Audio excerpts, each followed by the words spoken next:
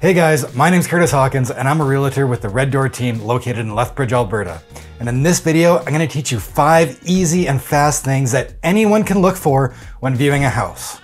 These 5 things are essential in guiding you through your home buying process and will help you ensure you're making a good investment and will make you feel more confident when you're making the biggest financial purchase of your life. So when you're house hunting and you've lined up a bunch of showings in a day with your realtor, maybe it's 5, 10, 15, who knows, and you're going through all these steps time after time, house by house, it's gonna get pretty exhausting and it's gonna drive you nuts. And to be honest, it's gonna suck the fun out of finding your perfect dream home. So that being said, before we get into these 5 tips, just remember that you don't have to do these for every single home you walk into, but instead what I would do is maybe find your top 3 or your top house. Then you can really dive deep and go through these 5 things to make sure you're making a good purchase. These tips are really useful and can help you not get too attached to the house before putting in an offer and book your home inspection and go through all those steps. It can just really help you narrow down your decision.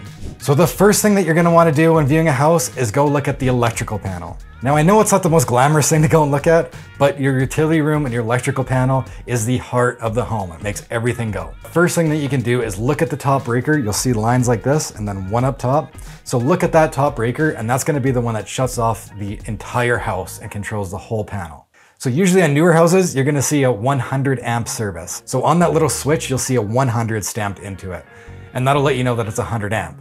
Now this is important because to get a house insured in 2022 and beyond, you're probably gonna need a 100 amp service. So when you're looking at houses that are built before the 1980s, probably in the 70s or the 60s or even earlier, amp service in there was a lot lower and they probably got away with doing a 60 amp panel. So if you're gonna need to upgrade to a 100 amp service, it can be pretty expensive, anywhere from like $1,500 to $3,000 or more. It's a pretty significant upgrade. So while you're looking at the electrical panel, you can see if there's any stickers on there, and if there's any dates, that'll tell you if there's been any work done recently to the house. Also, if you see any major renovations around the house and you don't see a sticker on that panel, that could be a sign that there has been renovations done before, but they haven't had a permit pulled. The second thing that you want to watch out for when buying a house is the furnace and hot water tank. Now, because we just looked at the electrical panel, I'm assuming that you're already gonna be in the basement, and down there you're probably gonna find the hot water tank and the furnace. Now, we don't need to go into too much detail to see what kind of condition they're in, but what we really wanna do is pay attention to the year of them. So a hot water tank is usually good for about 10 to 15 years. And again, see if there's any stickers to see when it was installed. And that can kind of be your base on how long you think the hot water tank is gonna last.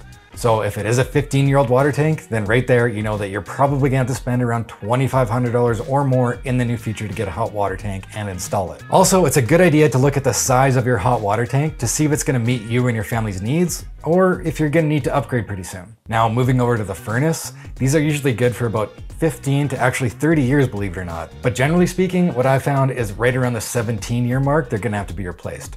So again, look for the sticker on the furnace and see when it was installed as well. Now, the little quick thing that you can do right away is pull out the furnace filter and just see if it's clean. If it looks clean, they've probably been taking pretty good care of it and have at least changed that filter recently. But if it looks dirty and it looks like they've never touched it, that could definitely be an area of concern for you. Now, the third thing that you're gonna wanna look for when you're viewing a house is any water damage. Now again, right in the basement, if we're down here, you can look in the utility room. If it's not finished, you can look at the studs on the exterior wall and see if there's any water lines or anything like that. But if you're in a fully finished basement, a little trick that you can do is pull out your phone or your flashlight. And this is actually a little trick that I've learned from most of the property inspectors out there, is that you can turn off all the lights and just get your phone out, like your phone flashlight, and you can put it right up against the wall and shine it down the wall. And you can kind of see the smoothness in the wall. And right about the 3-foot line, if you see that there's a bump, what you're actually looking for is to see if there's any new drywall that's been put on there. So to the naked eye, you might not see it just like this, and it might look like a very smooth wall and it looks like it's brand new. But when you put that light there, if you see that little bit of a ridge, that could mean that there is water damage. It doesn't always mean that there's water damage, but it's something to definitely look for. If you see that line, then that's something that you want to bring up. Now again, this method definitely isn't foolproof, but if you do see something like that, this is something that you can mention to the property inspector, and he'll have like one of those fancy, I don't know if they're an infrared camera or something, but they have a scanner that will make sure that they can scan the walls and make sure there's no moisture behind the walls or anything like that. Now moving on to our next tip, which is kind of related to the water damage, which is mold. So if you see mold in the house, It's gonna be pretty obvious. You don't need me to tell you if there's mold in the house if you can see it. But what I really wanna teach you guys is just to keep your nose open. So if you smell anything musty or moldy or even just like a lot of moisture, it's really wet in the house. I think you guys know what I'm talking about I can almost smell it right now. When you go into a house and you get that smell, you definitely wanna keep your eyes open for mold. Don't overlook that and be sure to follow up with your real estate agent so that they can ask the seller if there's been any mold or moisture issues in the house in the past. Mold can be extremely expensive to replace and remedy, so if your nose is telling you something, be sure not to overlook it and you're gonna wanna get this stuff looked at. The last easy thing that you're gonna wanna look for when you're viewing a house is checking the appliances. So as you walk through the house, take a look at the fridge, the dishwasher, the stove, the washer and the dryer, and just see how old these appliances are and if they're in good shape. The last thing that you're gonna wanna do is move into your new house and have to spend another $10,000 right away to replace all these appliances. Now, when it comes to the property inspection, the property inspector is gonna go through and test all these for you, so you don't really have to worry about that, but you just wanna keep in mind how old they are. Now, finally, the last thing that you're gonna wanna look for when you're walking through a house is the roof and the siding. Now, most of the time in Southern Alberta, when you're looking at a roof, it's probably gonna be an asphalt shingle roof. And those are typically good for about 15 to 20 years. But most of the time it's gonna be 15 years that you're gonna need to replace them, or when they start peeling, or even with this great Alberta wind, they're gonna rip right off. When you're looking at a roof visually, you're probably gonna see two different types of shingles, a 3-tab shingle or an architectural tab shingle. Both of them are very different and they're pretty hard to get confused. So what you wanna note is that an architectural shingle is gonna be a lot newer than a 3-tab shingle. So if there's a 3-tab on the roof, it's more than likely your roof is probably between 10 and 15 years old. And if it's an architectural shingle, it's probably between 5 and 10 years old, if not newer.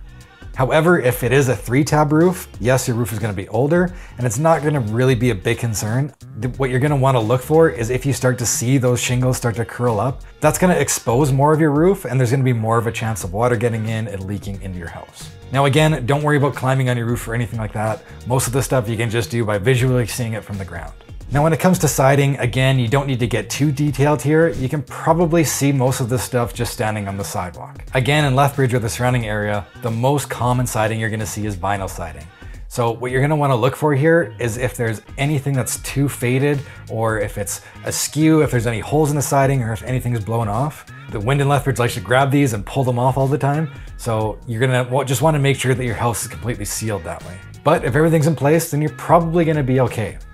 But another type of siding that's pretty common in Southern Alberta is stucco. Now, stucco siding is actually pretty great because it can last up to 50 years. And that being said, if you're looking at a house with stucco and you're like, wow, that's gonna be a lot of work to take off.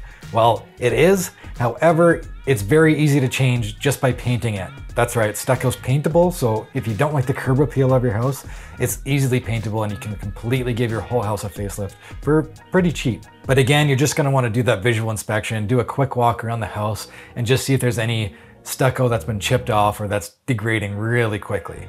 So there it is, guys. There's the 5 easy things to look for when viewing a house. Now, of course, this isn't everything you need to be looking for when purchasing a home, and I still highly recommend getting a property inspection because they're gonna spend hours going through your house painstakingly to make sure that there's no unforeseen problems that you missed. And you and me aren't property inspectors. You definitely want to leave that up to a professional. However, let's say we've gone through all these 5 things and one of these points really stands out and we think we've found an area of concern. Now, this doesn't mean that the house is garbage and that you're not going to want to buy this house anymore and that you shouldn't touch it. In fact, depending on what the problem is, this is something that we can use in negotiation to help you get a cheaper price to remedy the problem. Or maybe we can even get the problem fixed so that when you walk in the house and you turn the key, everything's fixed and it's ready to go for you. However, if we didn't go through that process, we wouldn't have that information to go into the deal with. So that's it, guys. Thank you so much for watching this video. I truly hope this video helps you on your house hunting search. And if you guys liked this video and truly found it helpful, I'd really appreciate you guys hitting that like button and subscribe for more videos like these or weekly home tour videos of houses right here in Lethbridge and the surrounding area. My name's Kurtis Hawkins with the Red Door YQL team, and if you guys are looking to buy or sell, my information is located just down below here. I truly appreciate you guys watching this video, and we'll see you guys on the next one.